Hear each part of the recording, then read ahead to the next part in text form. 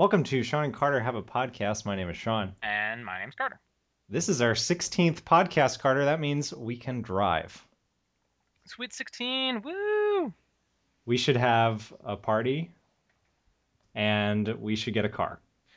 Yes. Oh, you got me an Acura car cake.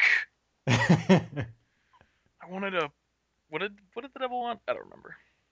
When we Wait. were on our way home from vacation over the summer, we drove past another apartment building in our complex that there was a car out front that someone had very shabbily wrapped and put a bow on top. And it was like obvious, it was like a neon or something. It was obviously like a used car gift. But I was like, oh, that's sweet. That is nice. That is something that I will consider and not do for my children. But yeah, that's Unless it's awesome. going to be something bright, shiny, new. Big red bow on it. That's like classic and timeless. Yeah. Yeah, It's an American tradition. it is. It is. America. Just consume things. America. America. We can't curse on this. No, that's not. Continue that. All right, so yeah, we got a full plate this week, so we gotta just get started. I don't know if you got anything you want to bring up here at the top, but I got something that I gotta put out there. I gotta drop out there, Sean. Well, you drop it. You drop it like it's hot. I'm gonna drop it. Y'all better watch where you're going, because I'm gonna drop some knowledge on the floor.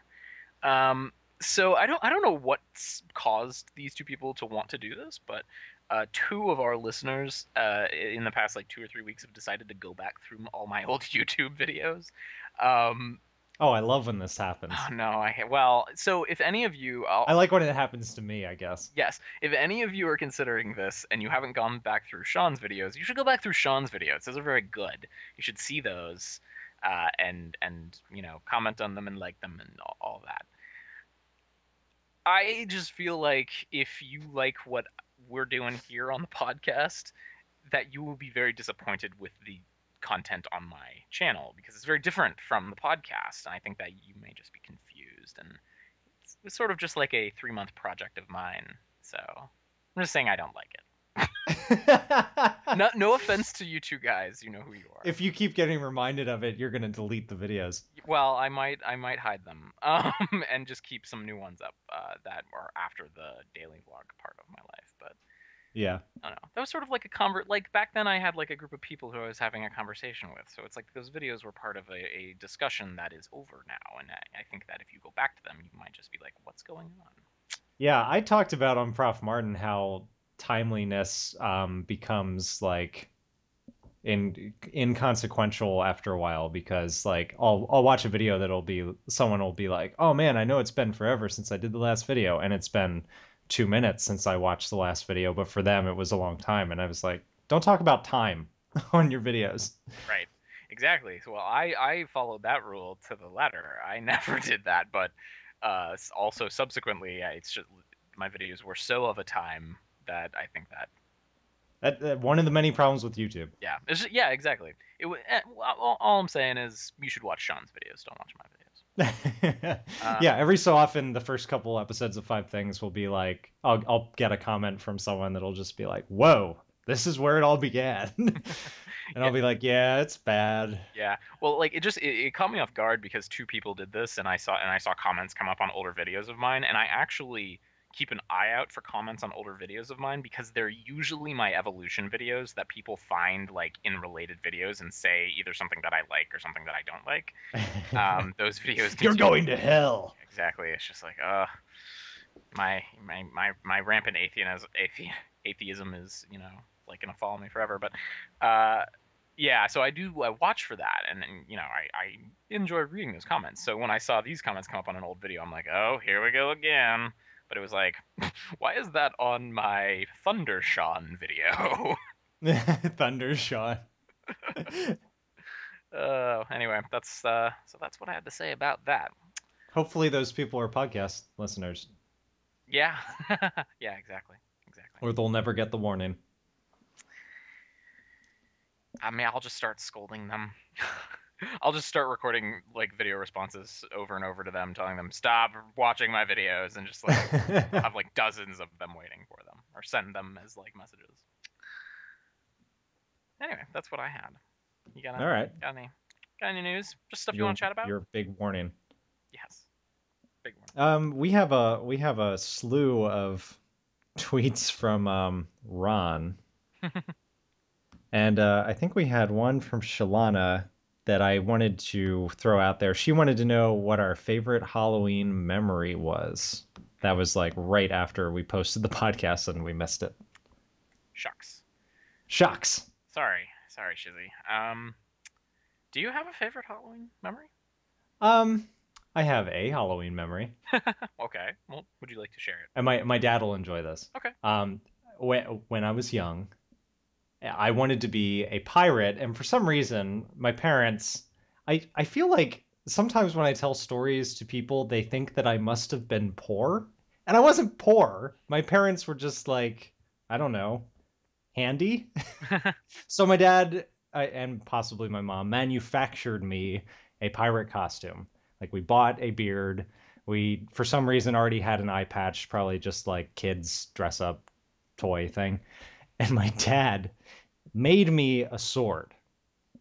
And for some reason he made the sword out of like pine, like solid, like it was 1x4s that he had shaped into like a rudimentary sword. I think I carried it down the street before I realized that I could not carry it the rest of the way. And we stashed it in some bushes, and then we picked it up again at the end of the night. And that sword, for some reason, floated around our house for like the rest of my childhood. And it would just show up in weird places, and I'd be like, "Oh, there's that sword that I couldn't carry because it's too freaking heavy, Dad." No. And now that he's hearing this, he's probably going, "Oh, wait, where did I put that?" And I'll see a picture of it on Twitter in about 10 minutes after this is posted. So, but yeah, you don't have it. It's at your parents' house. Oh yeah. I'm not lugging that thing around. I already got rid of it once. Well, that's an important thing. I don't know. I don't know. I lugged a lot of stuff. It became a story, so All right. that's the value of it. Well, there you go. I don't think I have a. I can't remember most of my Halloweens, quite frankly. I don't know. Really seriously, Halloween is not that memorable to me. Actually, I'm I guess I will share this story. It is not related to my costume or really related to Halloween, but it's more of just a like Carter's the boss sort of one of those moments in my life that happened to be on Halloween. Uh, I guess I was a sophomore or junior in college, and I went to some big giant party. And it doesn't I don't even remember what I was dressed up as, but I went with You're too drunk. so yeah, crazy. Um, and it was at so I went to school in DC, and there are lots of houses that lots of people will rent together. Um, that are basically like old mansions in the city, and they've got like 6 rooms, and like 7 or 8 people will split the cost so that they can have a fairly inexpensive place to stay in DC. That actually sounds kind of awesome. I didn't know that that was common. It's pretty common, pretty common.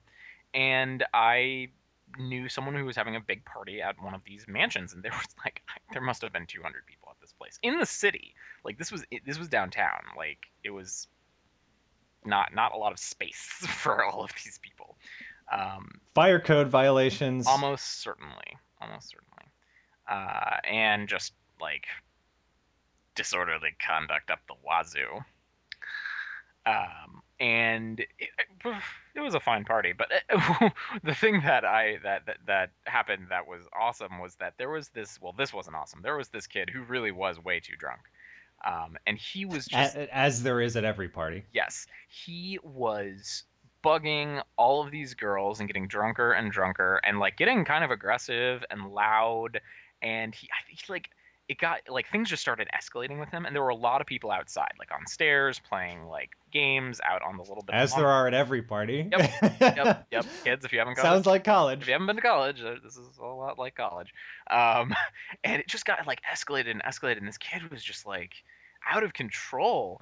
And I decided I was going to be the hero, and Whoa. I like stepped in there just like I'm not a big guy. But I like stepped, but he was smaller than me, so I felt comfortable taking him on. Oh, nice. Went into this situation. He was like he punched a kid, and like things were just getting wildly out of control, and people were like, we gotta call the cops. And I just like grabbed this kid with one arm and was just like, you're gonna I think I cursed, but I was like, you're gonna stop what you're doing right now. Grabbed him. I hailed a cab, gave the cabbie $20, put the kid in there, and said, just take this kid somewhere, he's gotta go. Cab went off, and I got a standing O from the crowd. That is Yeah. like an 80s movie moment. You could have had any girl in the party right there. Nah, we'll just leave it there. That So I guess that was a pretty good Halloween memory. I just really honestly is did. a good Halloween memory. I just forgot that it happened on Halloween. Anyway, there you go, Shizzy. Yay. Yeah, So Ron wants to know if we're going to play Words with Friends with him. I don't play Words with Friends. I don't either. So. I flat out suck at Scrabble. I suck at word games for some reason. Oh, see something in common. That's why I don't play with Words with Friends because I only like to play games where I can win, and I know that I would lose constantly I all the like to time. play games that I can be competitive at. And Scrabble, I like any kind of like anagram thing, I am awful at. My mom is the queen of those kind of puzzles and stuff. I didn't get any of that from her for some reason. I'm good at and enjoy crosswords, but that's the process of deriving words from phrases. Whereas Scrabble is just like, you know, I feel is sort of it's actually just like a sick joke of like here's you're just like you're burdened with these letters that you have to turn into something. It's like this is like the opposite of crossword. I can't use any of my skills or talents to get me out of this. I just have to like know words. That like drives me crazy. Yep, I'm awful at it. I would have to play like third graders and that would make me feel sad. So no, we won't play Words with No, Friends with you. we won't play it with you. It's obviously nothing personal. No, we just both are bad at It's a long-standing tradition of us sucking at that game. it. Yeah, there you go. So that was a random question from Ron. Answered. He But also we did have another one we wanted to answer. we have another one. He recommended that we stockpile these, so we can do that. We'll keep some. We'll keep them some of it. Yeah, we're gonna knock off these two today. Yeah. The other question he asked was this is the one you're referring to, right? Was cat got your tongue? Yeah, Yeah, cat got the phrase. I mumbled that a little bit. Cat got your tongue. Where does that come from? and I have no idea. So I looked it up. It's enlighten actually me. it's another one of these. It's like the snooze button one. It's like, well, it could be this, it could be Could that. be that. Yeah. So like one theory is that it's cat is short for cat o' nine tails, like a whip, and you would basically be asking someone like, oh, you're not talking. Are you afraid that you're going to get whipped? Oh, There's one. And then there were a slew of proposals that it is related to either witches or some sort of the evilness that surrounds cats in like that's what I would have guessed. medieval society. Yeah, the cat o' nine tails one is sort of like has a naval kind of background to it, like corporal punishment on ships. Yeah, I definitely would have gone to something like voodoo, spooky kind of. I don't know. Well, so there you go. Uh, these random questions don't have they don't have random answers, Ron. These are tough. Like I feel like I want to write like a little essay on this. Like, well, the history of Cat of Nine Tails begins with the Norman invasion of Britain. That's what Snopes.com is for. I love Snopes.com. You know what else I love? This is totally random, but I'm just throw it out there. TV tropes. What is that? You don't know the website TV tropes? Oh my goodness, fill me You in. would love it, man. So would our audience. Just Google TV tropes after we're done with the podcast. It is like every trope, every like cliche or thing that happens in not just TV but movies, cartoons, books. It's cataloged there with examples, and then everything is cross-referenced like a Wikipedia. So there's like, you know, the like the black guy always dies first in a horror movie trope, or the Okay, you know, okay. all I can think of are horror movie ones because that's what I go there for. But you get the idea. TVtropes.org. I got it. TVtropes.org. Yeah, Yep. check it out. It's Good stuff. Hmm. That I am going to spend some time on this, and I'm kind of worried about It is a uh, yeah, you could lose a day. it. You could lose an entire day. There is a XKCD comic. I can always bring things back to XKCD. Um, He's covered so much. yeah, it's 609. I just googled it here. Uh, it is related to TV tropes. So there you go. It will be in the info of the YouTube video Yeah, or just right now, friends, open a new tab, and xkcd.com/609. if you're not too lazy. You're not too lazy. You actually reminded me with the cat got your tongue and no definitive answer thing. When I put up that pretzel video about on Now You Know, I specifically said that no one knows why they're shaped that way, and that is the truth. Mm. That is undeniably the truth.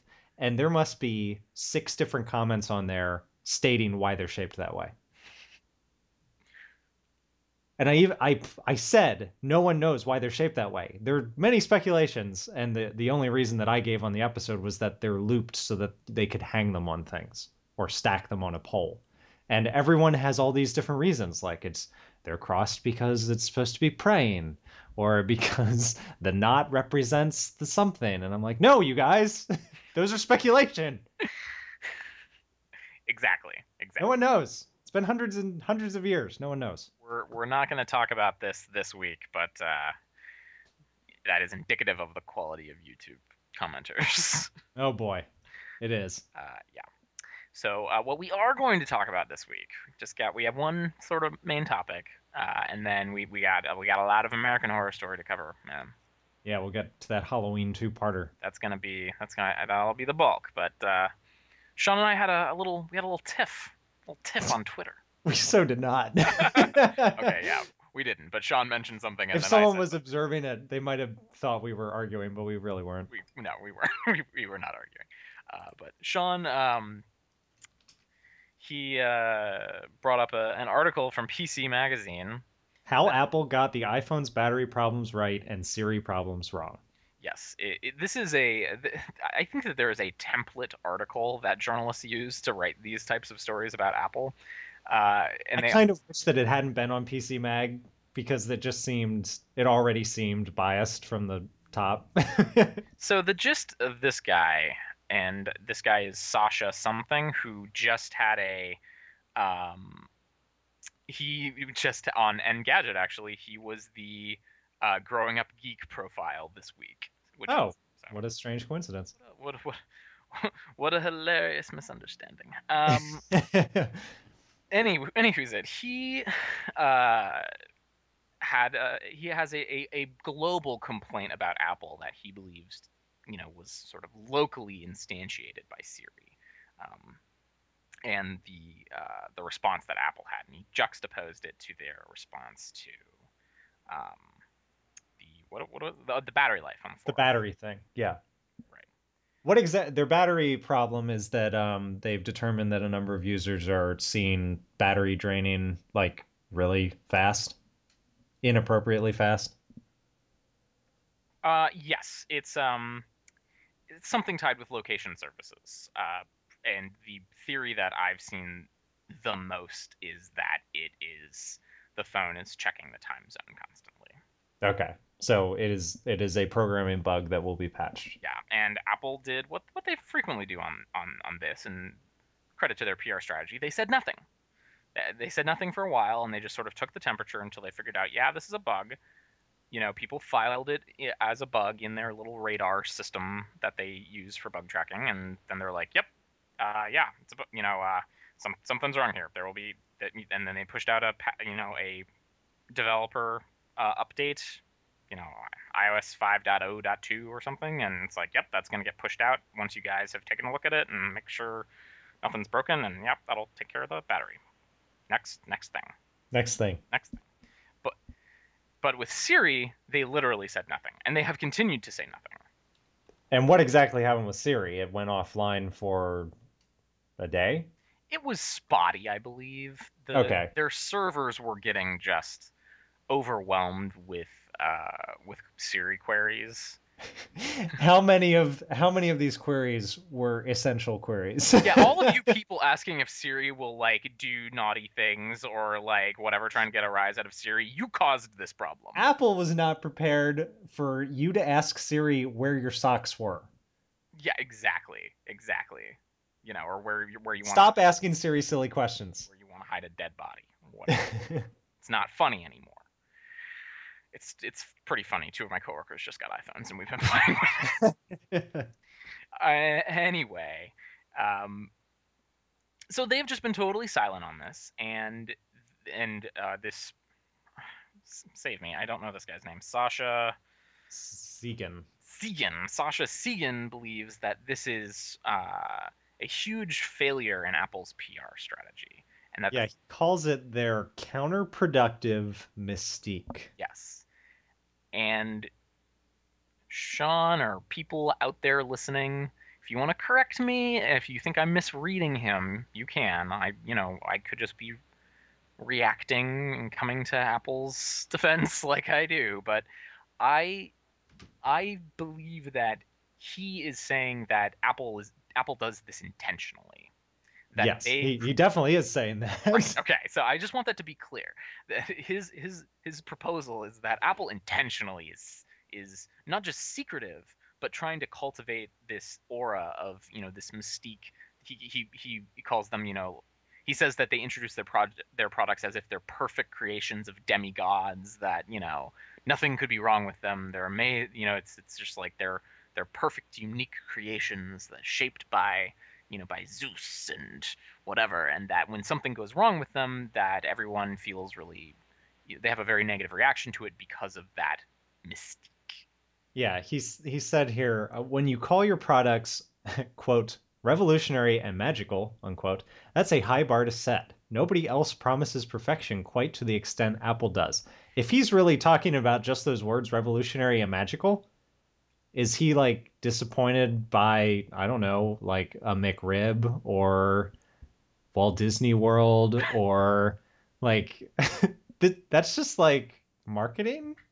Yes, and also I don't I I don't have a thesaurus handy, but I don't believe that the words revolutionary nor the word magical means perfect. Right? Like they're not promising perfection. They're they're promising really great products, and sometimes things happen to really great products. And Because people make them. yes, exactly. And he's sympathetic to that argument. That's what he's saying. He's like, Yes, well, yes. if they were more like basically he's saying if they were more like Google and had really crappy user interfaces and more public communications, then people wouldn't be so angry with them, right? Right. I don't. The only Why, people why don't they make more mistakes? Right. The only people who are Damn angry them. with them are tech bloggers.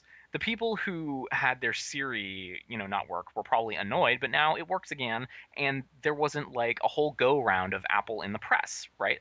Their strategy is no, we'll say nothing. So sometimes it will be our fault, and we say nothing, and sometimes it's not our fault, and we say nothing, and we just always say nothing, and they're very secretive. I think that strategy works for them and that tech bloggers just want Apple to communicate much more widely with them so that whatever they can be more important. That was a little negative. Yeah. Sorry, Sasha. I It's okay. I read it and felt like it was a weird article, which is why I sent it to you. yes. I I think that there is a mystique around Apple, but they're not trying to make that. They're not trying to make people think that they have perfect products. And it's mostly people in tech bloggers who cultivate that sort of sense about Apple. So And as we know from our history on this podcast, when companies are constantly in the news for like one thing over and over, we complain about it. yeah, yeah, exactly. So We think that's bad. having an intentional communication strategy is good. We approve of that. Yeah. Letting Reed Hastings push the send button whenever he wants, bad. I think we stopped hearing from him because someone finally took his computer away, his BlackBerry. Yeah, Like, you can't have that anymore. exactly, exactly.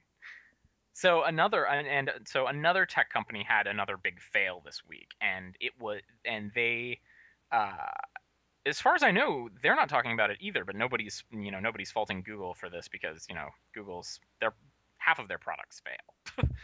Um, and that is Or are removed a few years later, right. And this is decommissioned. yeah, and this is the Google Mail app. Big fail. The Google Mail app for the iPhone. And iOS. Yeah, Yeah. there were press pictures on this. It was out there, man, and it worked horribly. Oh, Apparently, it was only in the App Store for like 2 hours before they pulled it.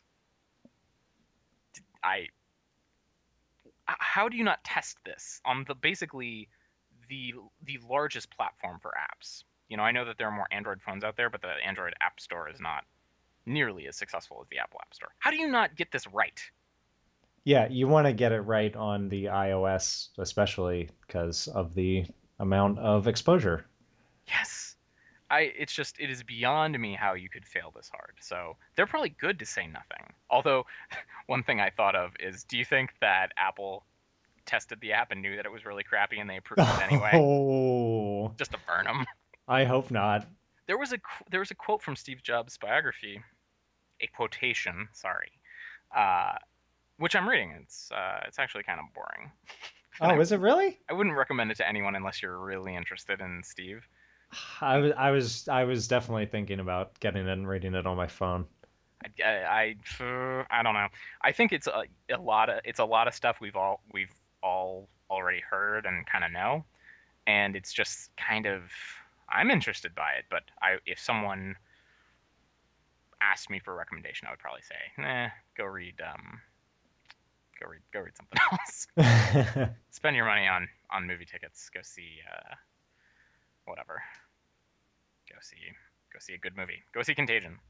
Um, but there was this quote in there that he was so angry with Eric Schmidt, the former chairman of Google, Uh-huh. and what they did with Android, and that Eric actually wanted to do a settlement, like a billions of dollar settlement, and Steve Jobs said, "I don't want your money.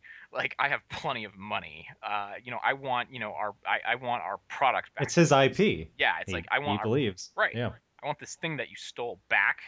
And he said, it's he said to Walter Isaacson, I am willing to spend all of the $48 billion of cash that Apple has to destroy Android, and I will go thermonuclear on this. I think the possibility still exists. Yeah. I mean, we talked about their strategy of buying up Motorola patents to try and help themselves, but it seems like they're still getting in trouble. And I read that Apple did successfully trademark the swipe gesture to unlock a phone, They sure did. That was a patent long in the making. Um, they, and it was direct. It seemed like it was directed directly at my phone. It was the HTC versions of Android. yeah, they use those swipe gestures. Uh, Yep. Actually, I believe Steve is on that patent, and Scott Forstall, the current iOS guru at Apple. And yeah, that's a big win for them. I mentioned it to Alicia, and she was like, "But that's such a like ubiquitous thing." And I read her the patent, and she was like, "Oh wow, that sounds exactly like what." And I was like, "I know it is exactly what is on the Android, and they stole it." Yes, they did. They definitely stole that. They definitely stole that. This this will be interesting to see play out. It's going to take a very long time, and people who are sort of like have strong feelings about this in the community are probably going to be really disappointed when all this gets resolved because all of this public stuff that you're seeing, these are all that that's not the reality of the situation. That's just all public communications. The reality of the situation is that everybody's trying to stake out a maximum position so that they can get the most money in a settlement 10 years from now. Yeah, Apple this wants is this is royalties. building to something insane. Yes. So like Microsoft holds a ton of patents that infringe on that Android infringes on. They make a lot of money every year from Android so that in royalties so that they can license Uh huh. those patents. So I love corporations.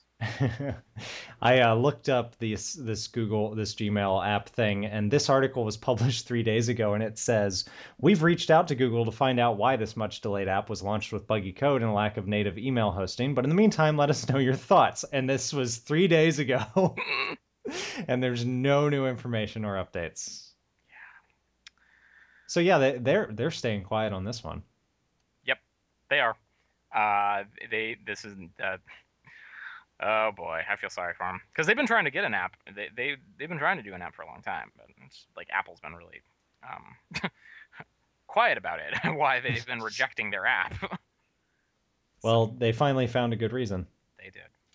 So we will see where this all goes, but not right now because now it's time to talk about scary stuff. Scary times. We've enticed several of our listeners to go ahead and catch up on American Horror Story. They've let us know on Twitter. I feel that we have succeeded, Sean. I'm glad. I feel like I've had an effect on this show getting out into the world, and that makes me happy. We has a happy. So yeah, last week we talked about the first three episodes, and then we left Halloween to this week. So we only have two to catch up on, but they're meaty. A lot of stuff happens in these episodes. Ew. On this show, that could be something very bad. Saying that intentionally, I don't know. So how you wanna tackle this? Do some more summarizing and commenting. Yeah, let's start at the top of the first Halloween episode with Mr. Zachary Quinto and other guy that I'm going to find his name, Teddy Sears. Teddy Sears, Chad, and I know Patrick. Patrick. Chad Yes. is Zachary Quinto, and Patrick is other guy. Yeah. And Yes, these are the neighbor or the tenants right before the Harmons. yes. Our cold open starts in 2010. Just not we're not way back in the olden days in the 60s. In the 70s, we're back Or the 20s. or the 20s. Yes, we're back in 2010 with previous owners, and they remind me a lot of the Harmons, Sean. Just like a gay version of them. Right. They've got a history full of problems, some adultery, which apparently with them they seem to be okay with as long as it was kind of a don't ask, don't tell situation. Yes, Chad is very much he very much brushes off Patrick's indiscretions by saying, "Well, I don't care what you do with those boys. We have just get apples for the bobbing for apple Right. bobbing." And He's very concerned about this Halloween party that he's throwing in the house. yeah, I think that we kind of get the rest of his characterization in the second part, and some of his motivation a little bit. But yeah, they're just it's not clear how long they've been in the house, is it? No, I didn't get any impression. It seems like they've been there a little while, but I don't know. I I could don't know how long anyone stays in that house. yeah, exactly. It seems like it's been a while, but I don't know. Who knows?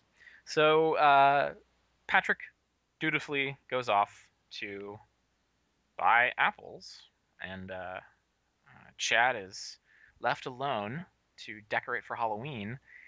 And who do we see? Who else but Rubberman? Rubberman. Rubberman. I love that we're calling. I love that that's his name. And Chad does a similar. He thinks it's Patrick in costume. Right. He because for some reason I at this moment I turned to Alicia and said, "If anyone ever appears in this apartment in a big latex suit, it's not me. Don't assume for a second that it's me because it's not. Run." That is a good understanding to have with people that you're living with. Um, As rational as Vivian has been, it kind of surprises me now that she thought Ben was the rubber man in that first episode. yeah, I've got stuff to I got stuff to say about Viv in the Maybe second part. maybe that is what the rubber man does to you. I mean, Maybe maybe you do not maybe you're not suspicious of him when you see him. That's just one of the effects of him. could be. We're in a strange and messed up universe here, and up is down, and cats are sleeping with dogs, and it's like crazy. But Oh, anyway, I missed that scene. it's a sneak preview next week. Okay. Um, So the well, rubber man shows up. yeah, well, it's not Patrick, and the Rubber Man throws Chad across the room and drowns him in the apple popping tub. He starts drowning them, and then I'm pretty sure he breaks his neck. Oh, that's Doesn't right. he? He does break his neck. Yeah. So that's the end of Chad. That's Like the first 5 minutes we get plenty more of Zachary Quinto, but Chad is dead within the first before the title sequence. yes. We don't know what happens with Patrick, and I believe we don't find out, but we just are left to assume. I'm pretty sure I don't know yet, so Yeah, we're left. I mean, we know from previous episodes that it was a murder suicide. I quote don't unquote. think that. I think that Chad has got to be the murdered one because I don't think anyone would assume that you broke your own neck He and drowned committed yourself. suicide by breaking his own neck. And drowned. Craziness. Yeah, exactly. He's hardcore. So something happens to Patrick. Rubberman. Does he? Maybe he kills himself. I don't know. Who knows? They don't tell us. They don't tell us anything, Sean. It pisses me off. Make me think. Well, we flash forward, whatever, a year, and what an odd piece of terminology this real estate lady uses. She wants to bring in some people to make the house look better, and she calls them fluffers, which, if you know what that word means, we shouldn't even be saying it on the podcast. Yeah, I was surprised she was using that word too. So anyway, she says that basically like, oh, I'm going to call some gay people, and they'll come to your house and make it look great, and people will want to buy it. You can go to Urban Dictionary and look up that word safely, kids. Yeah. Anyway, who else but Chad shows up on the front lawn, and Viv just assumes that it's the real estate lady's person, and I believe she says right to Zachary Quinto, "Oh, are you our fluffer?" Just, And he makes some kind of like he looks at. Isn't Patrick there with him? I think Patrick shows up right after, but yeah, Okay. Patrick might be there. Yeah. Yeah, he kind of rolls his eyes at the term, and he's like, "Okay, fine, I guess I am." So this is like one of the most, I think, explicit uh, times American Horror Story has been with us, where it's like, yeah, those are ghosts.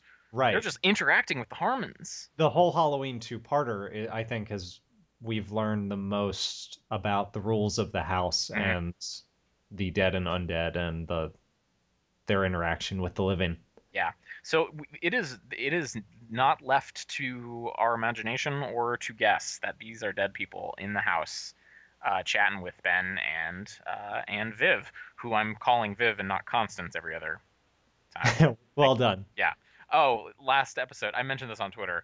I When I was talking about Apple, sorry, sidebar, I said derivative when I meant dividend, and if you know the difference between the two, like that's a really big error, and I apologize to anyone who was confused.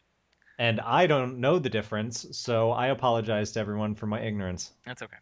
Anyway, back to American Horror Story, not dividends. Uh, they just start helping out, like, yeah, let's start carving some pumpkins, Yeah, and like, let's make this place party ready. and I think the most meaningful interaction is between Viv and Chad. Chad sort of Right, because talks about they're Patrick. Hmm. the hurt one in the relationship. Hmm. Yeah, and Chad gives Viv a very very good idea how he caught Patrick. I checked his phone bill. Viv Yeah. has that piece of. She's got that option, and we know that there are plenty of phone calls from Hayden on Ben's Yes. phone. We Which should stop now since we saw her die in the at the end of the last episode. she You'd has you'd think. she has well been deaded, but well, we'll get to that later. So, oh, and this is a minor piece. I almost forgot about it, but I who tells us that um, Halloween is the night where the dead can roam? Do you remember? No, I don't. Someone explicitly says that. They tell us, like, I'm gonna guess that it's Constance, but I don't know. seems like something she would say. But we are explicitly told, I think fairly early on in the episode, that Halloween is that the dead can walk and roam among the living. I think is the expression that they use. So that's just like something important to have. So And that's why we can accept that Chad and Patrick are here now. exactly when their bodies are probably not, but I don't know. Maybe they are. They can't be. They've got it. Well, no, they just had to have died on the property. That's all. Yeah, yeah. So Ben is having, having words with Tate. What we don't know why. We know that Tate wants to continue getting treatment from Ben, but we don't know why he wants to continue with that, and we know very clearly that Ben wants this to end now. And uh, Because Tate's all into his daughter. yeah, Tate's all up in his daughter's business, as the kids say. I don't think they say I don't think they say that either. that. So Tate convinces Ben to continue treating him uh, if it's not in the house. Right. He'll meet him for coffee. Right. And I could be wrong on this, and I'm thinking about all of Halloween, the two parts right now, but uh, the the ghosts are bound to the house. Can they leave if it's not Halloween? Can they leave the bounds of the house if it's not I Halloween? don't know. And that's why I've wondered about certain characters because I don't know if they're alive or not. Right. Yeah, like so, it's like I don't know if Larry is a ghost or if he's real or if he's totally imaginary. And I don't know. After watching both parts of Halloween, I think Larry is real and alive. Yeah, I think I'm so. not positive, definitely not positive, but I that's what I think. Yeah, I would be I have no compelling argument to the other side. So the I only don't know why you would care so much about $1,000 if he were dead. yeah, I don't know. So the only reason why I asked that is like, is it supposed to be meaningful? Because this didn't play out this way. I don't think. Uh, is it supposed to be like Tate is going to use this one opportunity when he can leave the house to convince Ben to like continue sessions and then get his way back into the house? But that doesn't really happen. They just have their No, it doesn't. no, they just have their session, which I'm actually kind of a little foggy on what they discuss. But it's mostly about Ben, I believe. Yes, yeah, it is. I don't really remember what they talked about. Do you? No, No. it must not have been anything important. Yeah. Yeah. So while that's going on, uh, it's Halloween, and Addie is very much into Halloween, and she She wants to wants to be a pretty girl. she wants to be a pretty girl. To which Constance says, "You'll be Snoopy like every year." Which I laughed at. Me too. I liked that. Oh, and I think in that scene, the before Constance shows up, Addie is reading a book with one of the hot guys that hangs Yes, out with, one of Constance's beaux. and she is a queen uh, B word. Can we say that on the podcast? I don't know. I think you just said B word. Yeah, I'm gonna say B word, not the real word. Yeah, she swooped right in there and was like, "Don't be talking to my men," Yeah, to her daughter. as if Addie was a threat. Right, right, of course. Well, I don't. Maybe Addie looks beautiful to the men. Like, Oh yeah, we don't know. Maybe. who knows? I don't know. I sure don't know. Which is an interesting part of the like that's the southernness of Constance coming out. Like Yeah, she that's those are my men, and don't you whatever. But read yeah, a book with them. right. Well, and she also indicates that Addie is much smarter than she lets on. Like I think she says like, you know how to read. Like you're just She said, you know all the words to that book because oh. I'm sure it's one of the books that she's read. Okay, well that makes more sense. But still, yeah, like she has no business being with that guy, other than Right. just She was putting on an act so that the guy would hang out with her. she just liked the attention, Right. um, which is part of her desire to look like a pretty girl for Halloween. She wants to get made up, tarted up, look nice, Yeah. which she doesn't ever get to do. Constance never lets her do that. So I think this is like later in the episode, but the way that she gets around this is what else goes to the Harmon's house and she hides under Violet's bed. Right. Has a creepy little moment of like coming out from under the bed, to which Violet's like, "Oh, hey, Addie, you're under the bed. What are you doing there?" This is acceptable in this house. And Violet actually makes her up. Yep.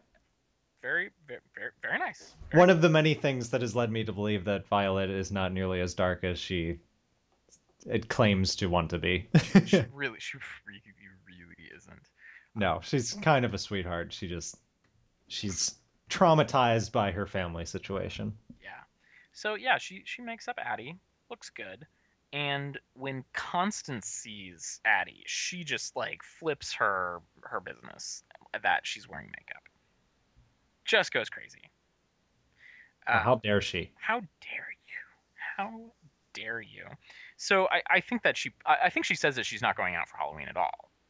And I don't know if she locks her in a room, but she's basically like, "You're punished. Like I'm pissed. Like you should, I think that she's thinking back to earlier in the day to Addie's being up all in her business. Yeah. But then one of the well, not the saddest thing in this episode. This was a really sad episode, by the way. I actually got pretty misty eyed several times. But one of the sadder things is that Constance, her heart softens, and she lets Addie go out for Halloween, and she gets her costume, and it's a mask. It is a girl mask. Where did she get this mask? It's like next to the mask that Michael Myers bought. Yeah, it's just like a kind of normal looking girl face, but because it's only kind of normal looking, it's just really kind of creepy. It's really creepy. It looks like it's got like lipstick on and an eyeshadow and whatever. But it's like, Yeah. yeah, it's creepy looking, but also just like I thought was very sad that she wanted Addie to basically hide her face. Right. Yeah, if that was a real attempt to be nice and help her daughter, really? I mean, That's what you came up with, Constance? yeah, and it's Constance said this, in one of the earlier episodes, when Addie says like, "Well, why don't I look like these girls?" And it's like, "Well, God gave you other gifts." It's like, "What gifts?" Well, I don't know. Stop asking questions. I hate you. I don't think she hates her, but I think that She's stuck with her. yeah, she's burdened by her. She feels burdened by her and by her other kids who had Down syndrome, and she feels that a mask to hide her facial it's not Down syndrome. Children aren't born with facial deformities, but her facial characteristics is Right. like nice. The fact that she thinks that it's nice, I feel, is she's a bad parent. Yeah. So Yeah. Well, we've noticed that already. yeah, she's not a great parent at all. So that's going on over there. We will. This will become significant at the end of the episode. Other things are happening though. And we get, oh boy, how did Tate and Violet get to talking about Dr. Montgomery? Did it just um happen? yeah, they were she wanted I don't know why they were talking, but she basically just wanted to know what he did when she led the intruders down into the basement. Yeah, yeah. So Tate, they go So down, he spins her a yarn, right? It, and we get to see basically what is going on in the basement. yeah. And afterwards, Violet is totally And unimpressed. she's like, Lame. BS. And she spurs them to go out on a real date, which further makes me think like because of the like meaning in Tate's eyes that like he this was like the only time when they could go outside. But maybe that's not true. I don't know. I think it is. I think I it really is. think it is. I think it is. Maybe they get like a special exception for other things. Sure. I mean, Like like if yeah. they get their permission slips signed or something. I don't know. We'll have to continue theorizing, speculating. Hopefully, Ryan Murphy lets us in on the secret. But the secret that that they let us in on from Tate's story is that one of the boyfriends of a girl who had her obligation lifted off of her shoulders by Dr. Montgomery finds out who gave the abortion and calls up the house And Nora picks up the phone and becomes increasingly aware that something probably happened to their baby. Yeah. Now, was it in the crib or did the baby get stolen? They found it. It was missing. It was missing. Yeah. It was missing. It was just missing. Yes. Nora goes up, windows open in the baby's room. Baby's gone. They find the baby days later, I guess. And yeah, Uh, yeah. dead. Baby's been deaded. Yes. So Dr. Montgomery, who's clearly just crazy, Oh my god. Yeah, he's nuts. as crazy as they come, he's clearly brought the entire curse onto the house single-handedly. Well, he built the house. Yes. He decides Effectively. to resurrect his child. Yes, and you get one of those. The music that they've used this musical cue a couple times. It sounds like one of the main themes from the Bram Stoker's Dracula movie. It's very classical horror movie, Uh-huh. and Nora comes into the basement while Charles is operating, and just horrified by the like Franken baby that Charles is building out of other baby pieces and his baby. Because that's what you do. We will rebuild him. We can make him faster, stronger, all that. So yeah, Violet's totally not impressed by that. I was a little impressed. I wasn't impressed by it, but I believed it. Well, right, right. Because we have that. We get to sit back and be like, oh, well, that's why. Yeah. And Violet does not realize the extent of the supernaturalness going on in their house. Yeah. Um, so things from this point move quickly toward the ending of this part, and basically the only thing that we have left outstanding to take care of is what is Moira going to do during this time. And then we have like very quick falling action and then a cliffhanger ending. But Moira, man, her character just gets more and more interesting. Yeah, she decides to spend her day off doing something that none of the other ghosts like, not a selfish thing, Yes, she wants to see her mother, who is still alive, who is believe it still or not. alive, who I don't know if I think they referenced her age. I think she's like 92 or 94. And She is in hospice. yes, and actually, in the previous episode, she when she had her little breakdown with Constance, she mentioned that she wants to see her mother. Hmm. So in that episode, it just sounded like one of those like she's regressing to a child and it's just like I want my mommy, but no, I think she really just wanted to see her mother. This episode makes that more clear. Yeah, Shalana said something on Twitter about like she feels a little bit bad for Moira, and we both, you and I both agree, Moira is a very sympathetic character. She's designed that way. Yes, uh, her actions with Ben, I believe, are 100% motivated by the house and Constance. Yes. Like she's a tool and she can't really get around that. Right. And it's clear every time you see her old face that this is not this is not her choosing. No, absolutely not. So she sees her mother, who's on a ventilator, which that got me. And she disconnects her mother from the ventilator, and her mother passes on, but and she says she wants her to come with her, but she can't because she's Yeah, tied to the house. for like a second, her mother's spirit appears in the room to Moira, and Moira can't go with her. Yes, yes. So And then there's like a blink and she's gone. she's gone. She's gone.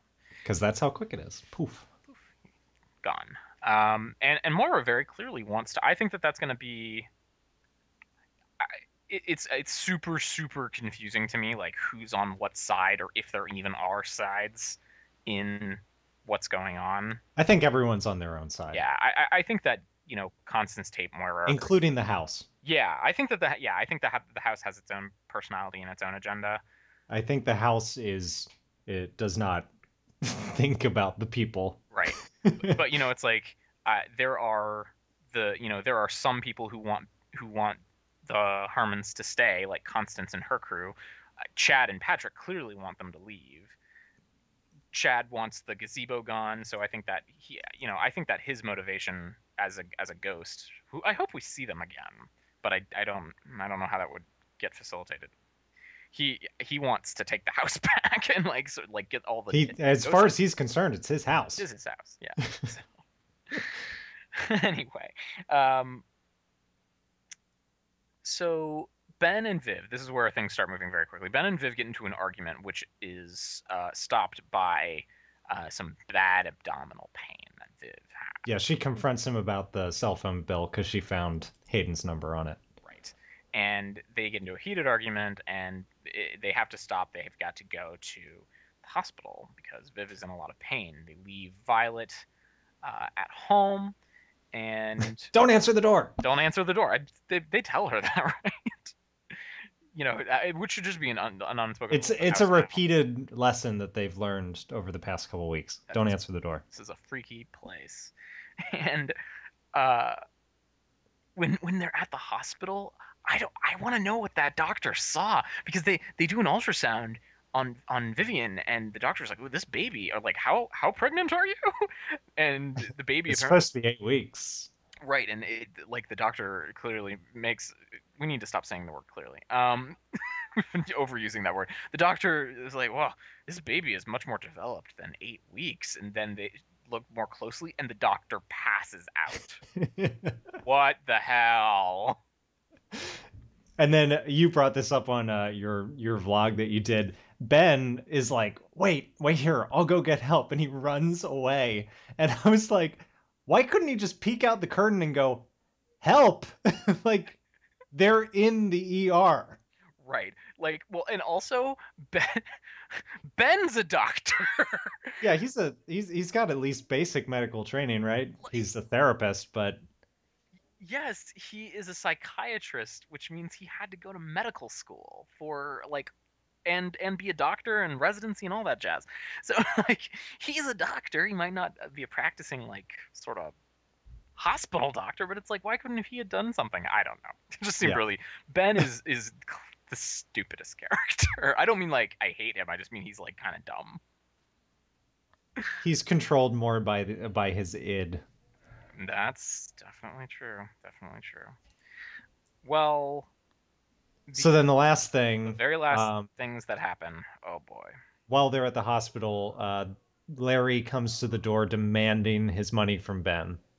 I want my So $1,000, Ben. yeah, Violet is the only one there. She calls Ben on his cell phone and tells him, and he's like, don't answer the door. What And have we then done? uh and then we get to see that the Rubberman is standing behind her while she stares at the door. Creepy. This rubber man. I don't know. Well, the Harmons rush back. We cut to commercial at that, so we don't ever find out what happens to Violet or the Rubberman until later. Right. Uh, the Harmons start. Harmon's come back with absolutely no information about what happened or what was seen inside the Right. uterus. Right. They don't know any of that stuff. They decided to leave the hospital. They come they home. just they dined and dashed. Right. They come home. Violet is gone. And the alarm is on. Um, and who knows what happened to Violet? We don't know until the next episode. It turns out she's fine. Since we're going to talk about these episodes back to back, nothing happened to Violet. Just Yeah, like she's fine. she's fine. In the second part, she turns around, the rubber man's gone, and then Tate, Tate shows up and they go on their date. and they go on their date. So Violet's fine. We'll get there in a second. Who's not fine is Addie. Oh man, Yeah. I was not expecting this at all, except when she was in the middle of the road, and then I knew exactly what was going to happen. Addie's trick or treating, and she's doing one of those. Hey, wait up, guys! Right, she's with some mean girls, some alpha girls. Right, Yeah, and she's got no peripheral vision in this stupid mask the Constance bought her. she gets hit by a car. Oh Ah, man, who who hits and runs, right? of course. Yeah. God. Well, this leads to one of the most I was very upset with this. Constance rushes over. There are now the Harmons aren't there, but there are paramedics on the scene. Addie is dying. Like she's not going to make it. And Constance just starts dragging Addie to try and get her on the property before Addie dies. Yeah. So that's a really complicated thing right there, I think. That definitely tells us that that establishes something for us. That yes, if you die there, you will you will stay You will here. be stuck here. Yes. Um, Which apparently Constance was ready to, yeah, do that to Addie. that's the complicated thing going on there.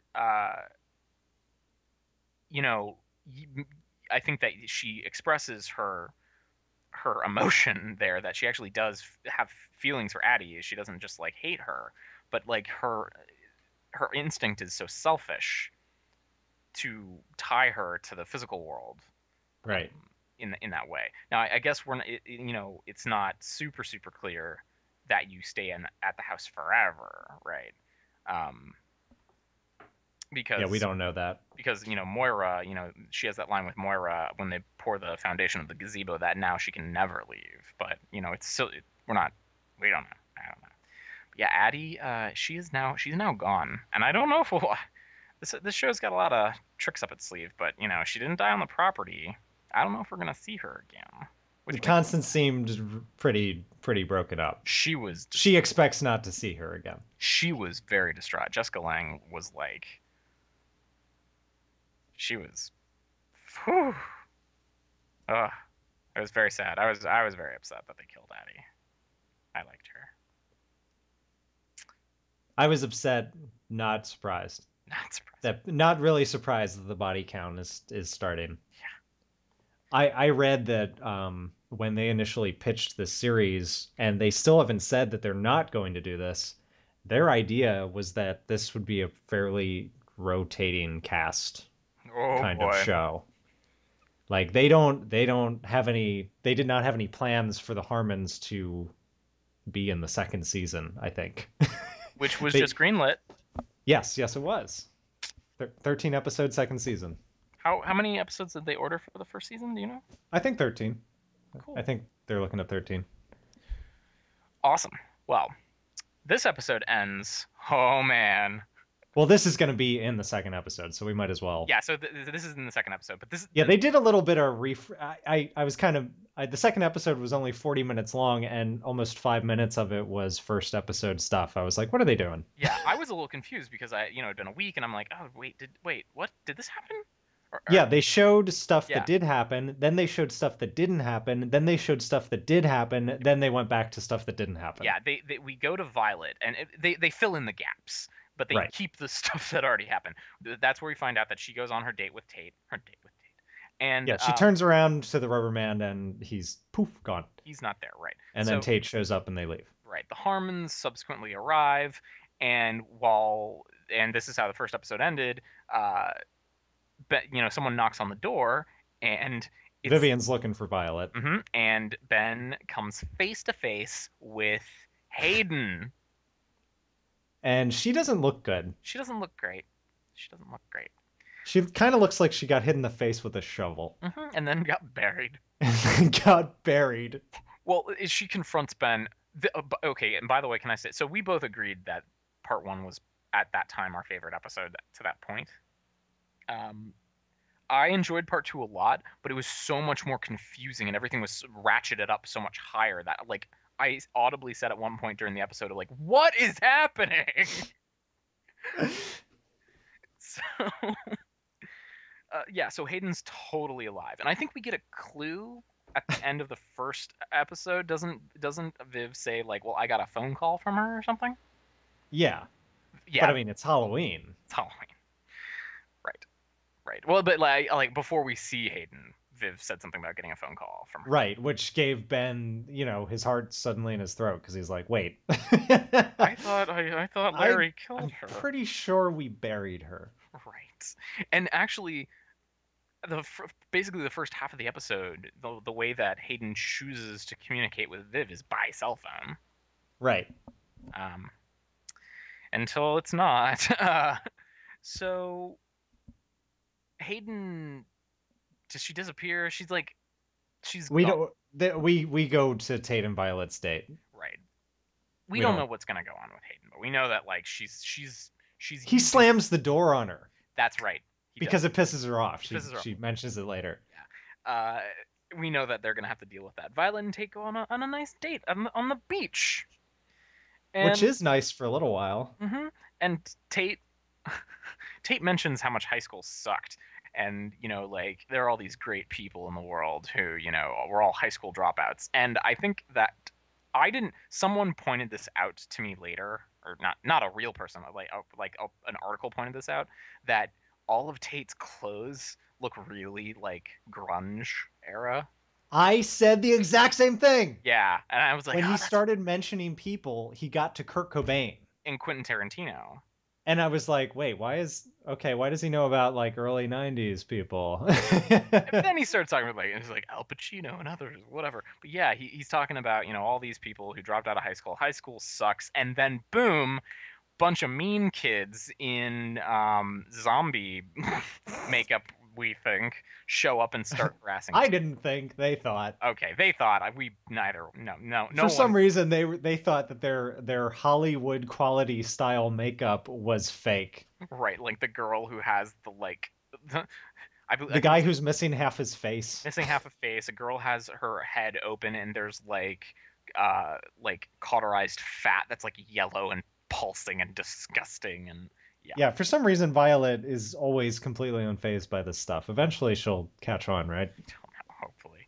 And what the thing that caught me off guard about them right away was that their Letterman jackets look exactly like my high school's Letterman jackets. We were well, had a big Whoa. W on it, and we were blue and white, and they were blue and silver. And I'm like, ah!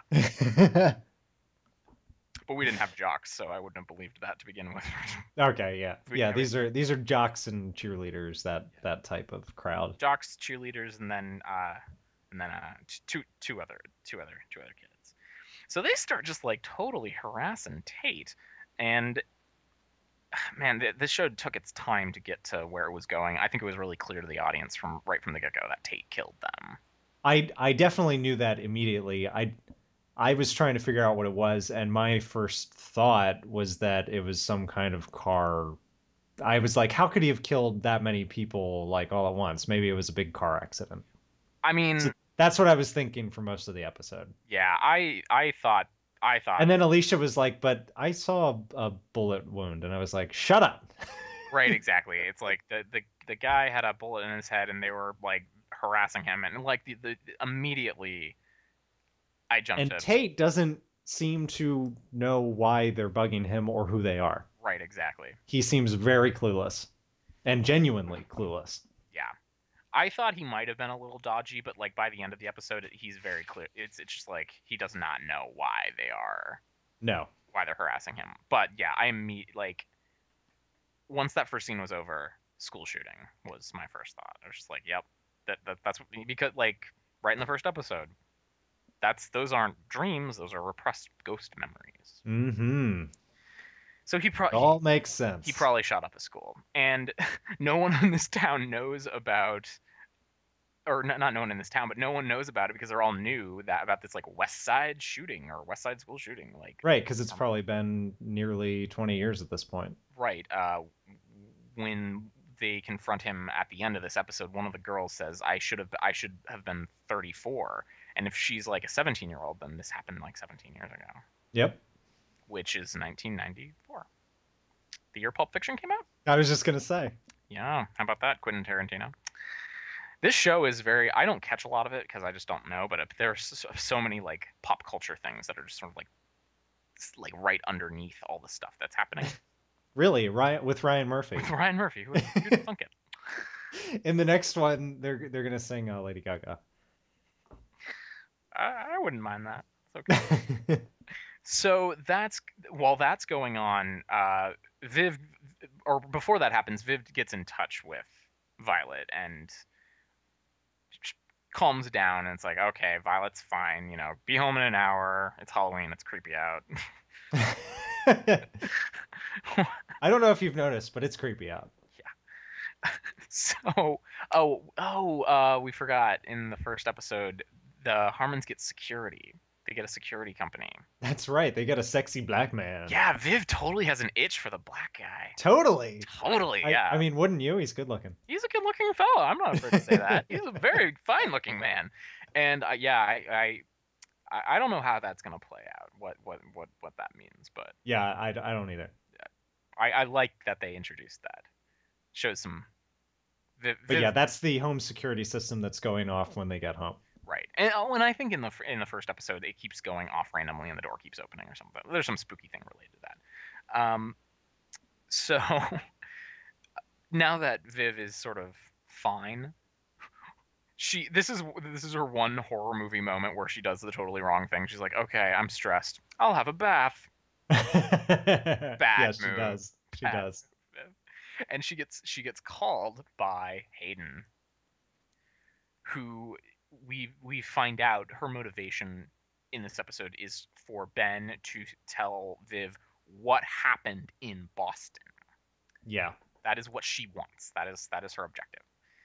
And she's got a great creep out moment where I really like this little monologue that Connie Britton gave about.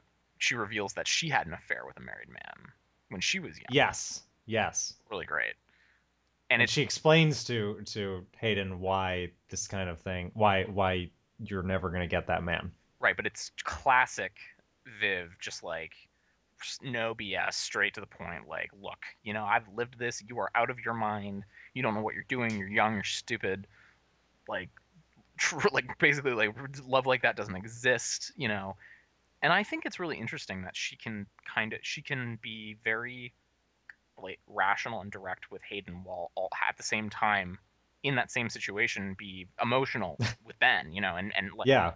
When she's the one who is in that situation. right. She finds the empathy. Yeah, she's very good at compartmentalizing her emotions when in various situations.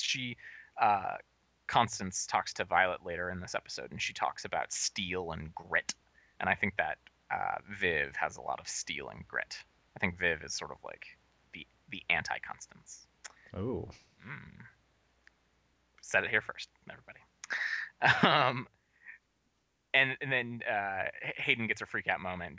She ends the call by saying, "Ask him," and then they're sort of like, "What's going on? It's so foggy in this bathroom," and then it's like written in the The mirror. mirror. If you're gonna like leave the smiley face or like "I love you" for someone who this was a little creepier. Just said ask him. So Viv is totally freaked out. She does exactly the right thing. Ben, Hayden's in the house. We're calling the police. And Ben has talked to Larry at this point, Oh yeah, he totally and jacks him. he tells Larry that Hayden was at the door, and he tells Larry, "I know what you're doing. You two are trying to extort me for that money." Right. Ben is under the impression Ben is just Oh, like and Larry has the funniest line in the whole episode when he says Hayden was at the door. Larry looks down and then looks back up and goes, "Oh, was she pissed?" yes, he is turning into the mucho comic relief of this Oh, he episode. totally is. Like when we'll get there. He's just great. Um, so Ben says, "No, you can't call the police." And Viv is like, "Oh, you're just like trying to protect yourself." And he's like, "No, like no lunatic lady. We're trying to sell this house, and if there are like a million cop cars out on Halloween, like people are gonna be like, oh, the murder house." Oh yeah, So every year. every year something creepy going on at that house. I think that he's legitimate on that. I think he is protecting himself, but I think he has a good point. Also, what the hell are the police gonna do? What is the police gonna do? Maybe take care of Larry, but Larry, the problem with taking care of Larry is he knows too much. Right. So Ben's just like, I'll find her, like so he just starts like, Hayden. Dylan McDermott has a very like he has a very specific way of shouting words. It had like this tone. It's Hayden, Hayden. like I'm getting a little sick of it. I kind of hope he dies soon. Aw. And well, whatever. he ends up in the basement. She's down there decomposing. Right. She like spits up. I thought it was gonna be the baby. I thought that's what they were gonna play it, but it's just like, She's gonna spit up the baby. yeah, it was like, oh, the baby, but it wasn't the baby. It was blood and teeth. Blood and teeth and stuff. And she's like, I'm Because rotting. she got hit in the face with a shovel. Yeah.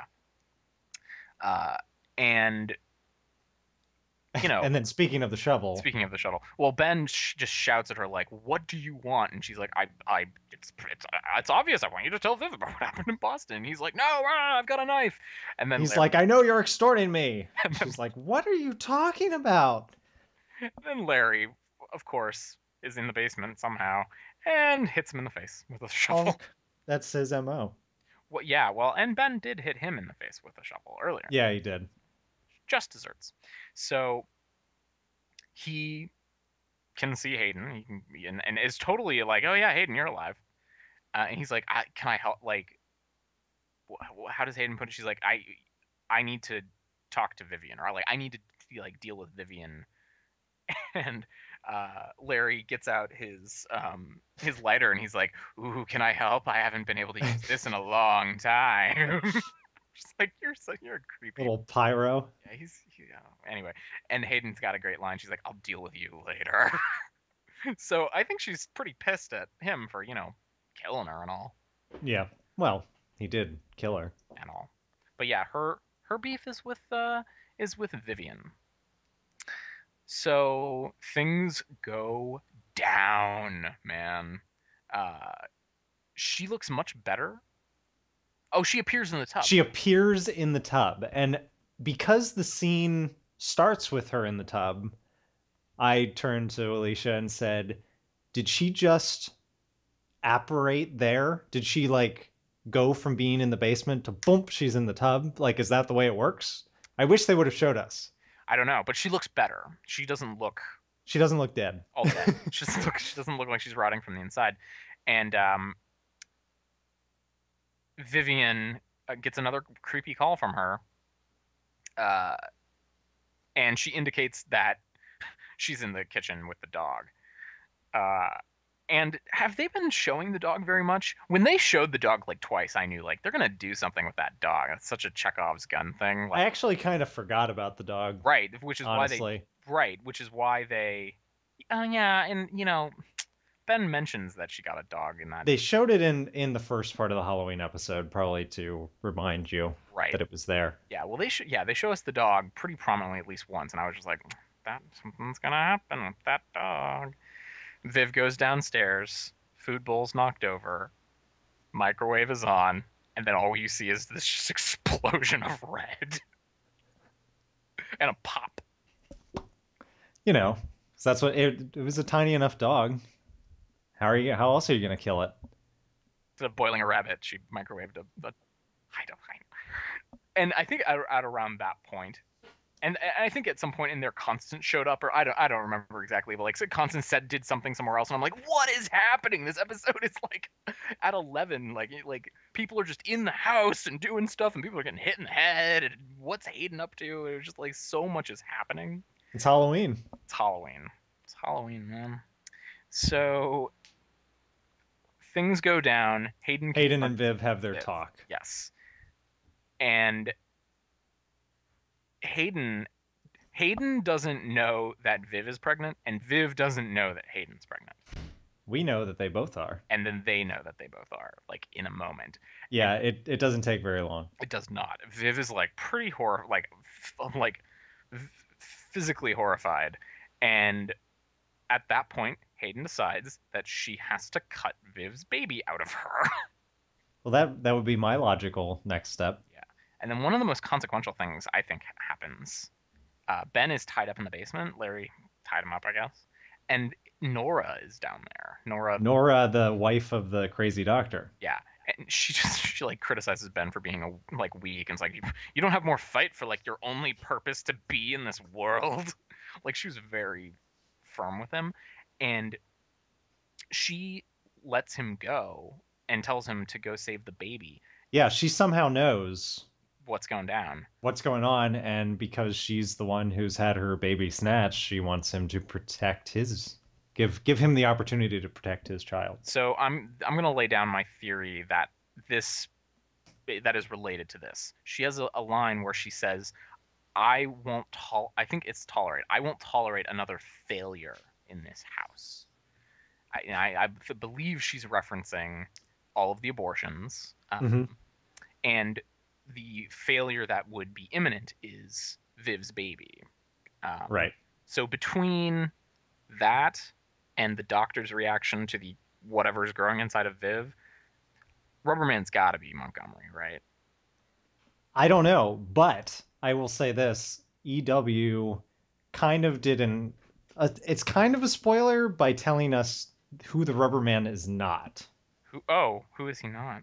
The Rubber Man is not a character that, or is not the actor that plays him. There is an actor named Riley Schmidt who has been inside the Rubberman suit the entire time. Uh huh. And the article points out that the Rubberman is going to be, his identity will be revealed in the November 14th episode, and it will not be Riley Schmidt. Okay, that's fine. That does not disprove my theory. So I think it's Montgomery, and he is trying to recreate his Frankenstein baby using Viv. Okay. That is what I think is happening. Okay. I'm fine with that. Well, because before this episode, I sort of off the top of my head on the video that I recorded thought that maybe the Rubber Man is lots of people.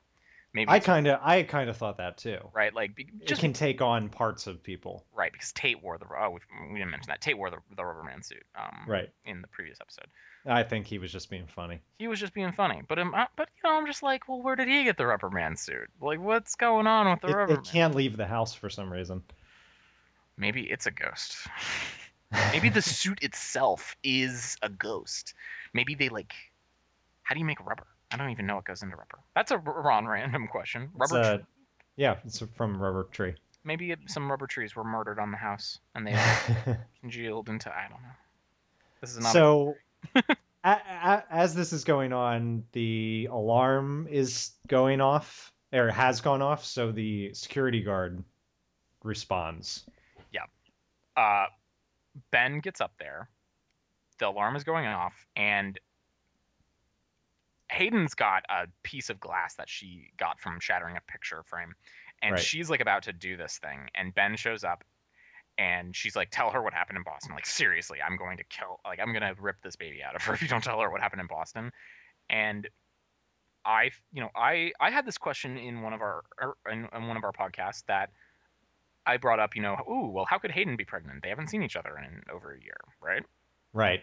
And that's what Viv said. Right. That's what Viv said. It's like, what? And he says, I went back. Right. That so this whole time, I guess I should have been more. I should have been paying not paying closer attention, but I should have been figuring this out faster. What happened in Boston wasn't that Ben went there to deal with the abortion. It was the other time in Boston. Right.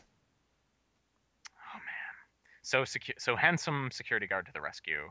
Yeah, he Um, shows Hayden does not cut out the baby. no. Uh Badass security guard shows up, hauls her away. Yeah. And For some reason decides to give her a lecture of his own in his car on the way to book her or whatever. yeah, toward the end of the episode, he I was like, why is he giving her this speech? well, they wanted to I think they just wanted to confirm that he has an interest in Viv, because he says something like a nice Okay. lady like Vivian, Right. Okay. I see that. right? But And yeah, then when they get to the station, as anyone who's watching at this point would expect to happen, he gets out of the car, walks around to let her out, and she's gone. of course she's gone. Of course she's gone. And he looks in the back seat like, "What?" Yeah.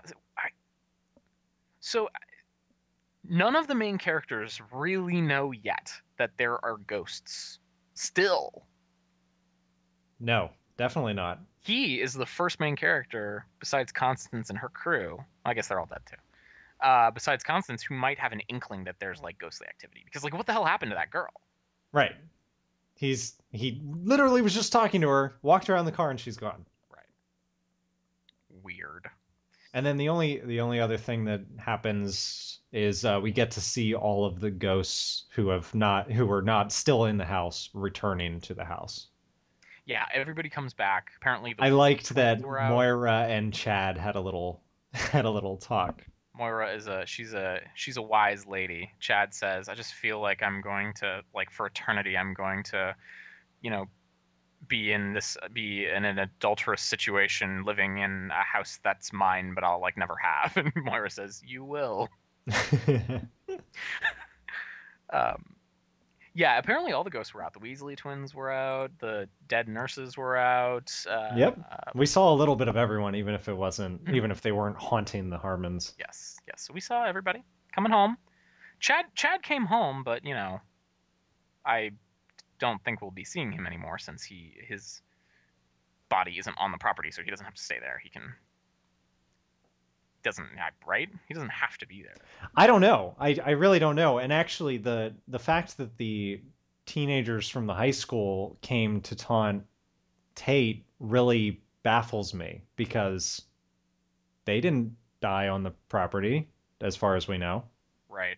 Well, it seems like up until the teens make a point of this. Up until now, Tate has had no reason to go out on Halloween. He's stayed in, they call it his mother's safe house. So there's something about the house that is protecting Tate. Um, but he's got a girlfriend, and they're like, "Well, you don't have girlfriends. Why do you get to have a girlfriend? And you killed us."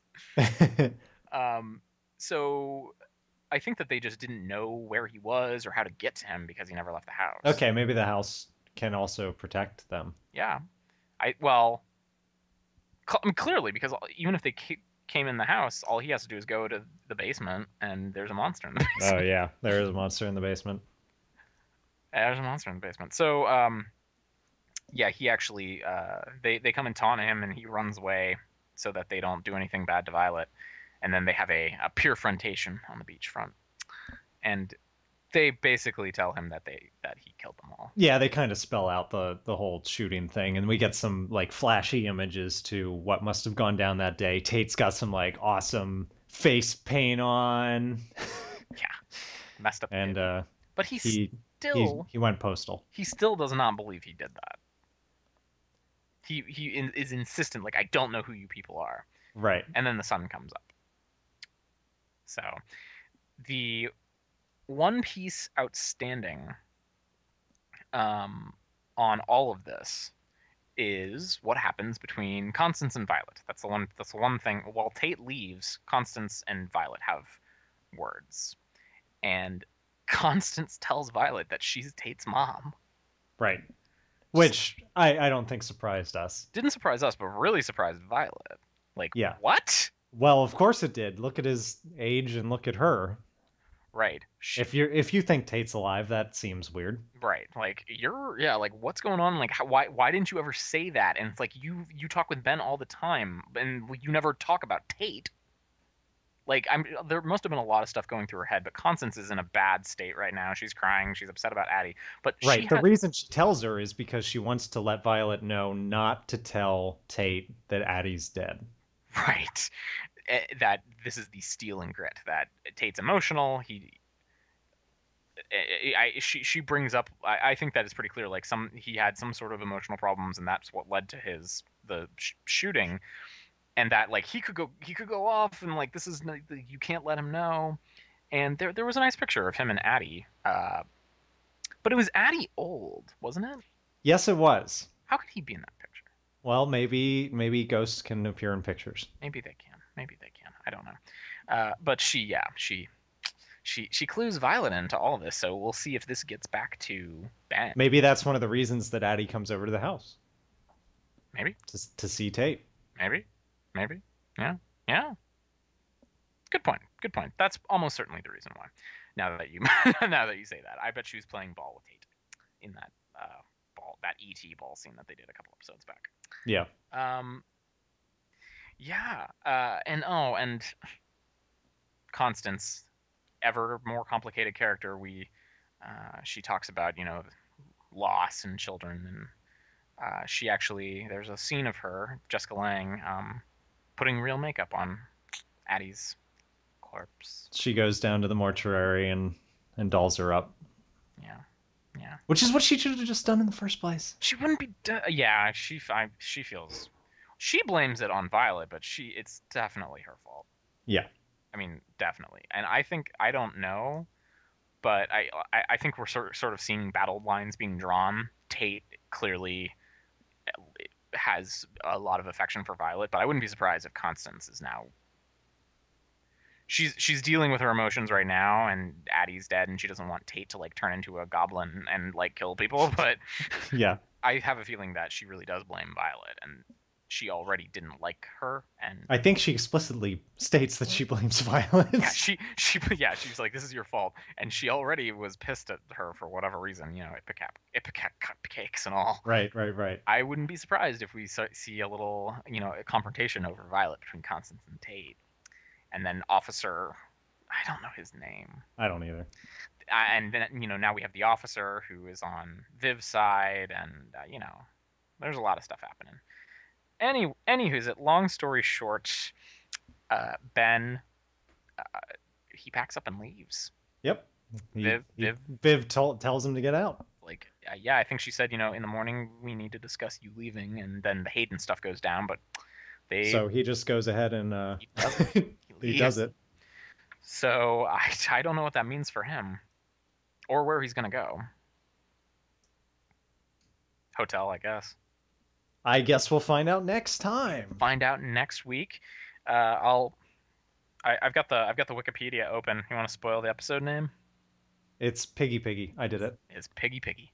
Piggy Kill the pig. Kill the pig. Piggy. um, so yeah, watch that. We'll talk about it next week, among other topics. Yeah, let's move this to a rapid conclusion. Let's conclude it. We're going to I think we're going to pick up our next film project beginning next week. And the thing that we discussed was some kind of director like theme. And I think we're going to do Coen brother films. I think we're just gonna say we're doing Coen Brothers films. I'd like to get suggestions on what people would like to do in the future. Tweet hashtag SCHP if you have suggestions of what our movie project moving forward should be. But yeah, we should do Coen Brothers movies, at least a couple, and then if we want Yeah. to do something else, we can do something else. Yeah, we'll do I probably at least 3 or 4, I'd say. Yeah, totally. So what do you want to start out with? I don't know. I don't know. Should we tweet it? Well, Is yeah, that I better? think I think we'll allow this conversation to continue on the Twitter webs. Yeah. So we're gonna do Coen Brothers We'll movies. figure out which movies we haven't seen and if there are any that we want to do together that we haven't seen. Yeah, I think that I think we'll have seen a lot of them, probably all of them between the two of us. But yeah, let's uh, let's figure that out. So if you guys have one that you really really want us to cover, let us know. Tweet us SCHP.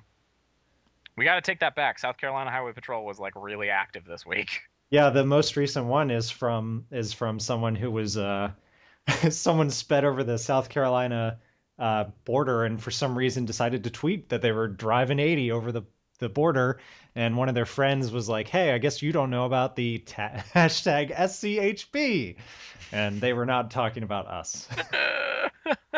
Maybe they were. You don't know about Shawn and Carter have a podcast. You can't drive 80, Can't go 80. That's dangerous. Shawn and Carter don't approve. and we don't. We don't.